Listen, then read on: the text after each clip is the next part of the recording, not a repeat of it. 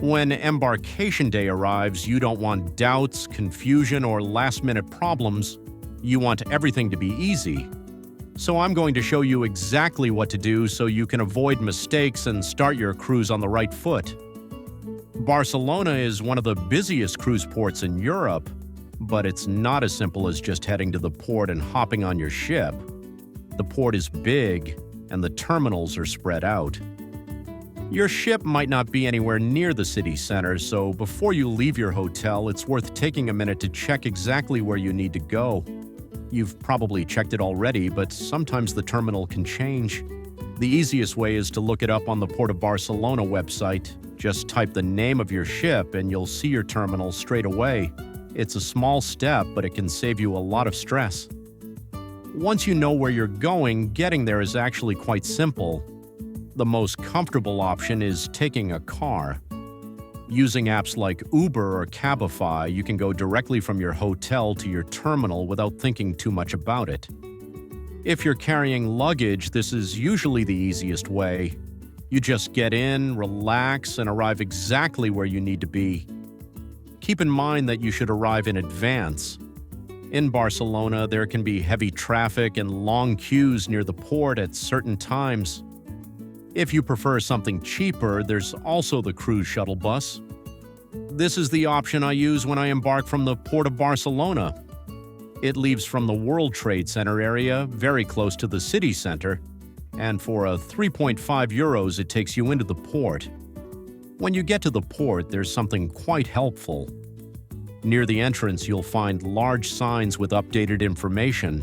They show your terminal, the name of your ship, and the departure time. So if you're ever unsure, just look for these screens. They're there to guide you. Timing is also important. Your cruise line will give you a boarding time, and it's best to respect it. Arriving too early doesn't mean you'll get on the ship faster. Sometimes it just means waiting around.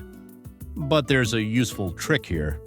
In most cases, you can drop off your luggage earlier, so even if your boarding time is later, you can go to the terminal, leave your bags, and then head back into the city for a while.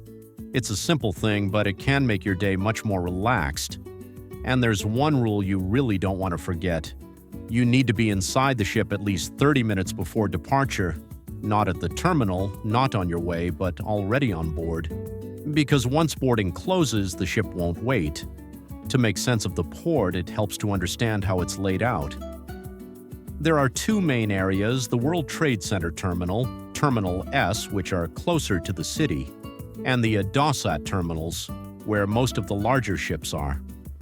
If you're sailing with companies like MSC Cruises, Royal Caribbean, Norwegian Cruise Line, or Carnival, chances are you'll be in the Adosat area. These terminals are modern and very well organized, but they are further away, so planning how you get there really matters. In the end, it all comes down to a few simple things.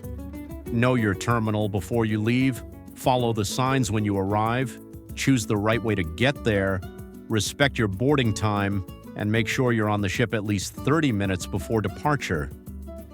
Do that, and your embarkation day will be smooth, easy, and exactly how it should be. In the next episode, I'll walk you through disembarkation day and show you how to get to your flight home smoothly, without queues and without stress.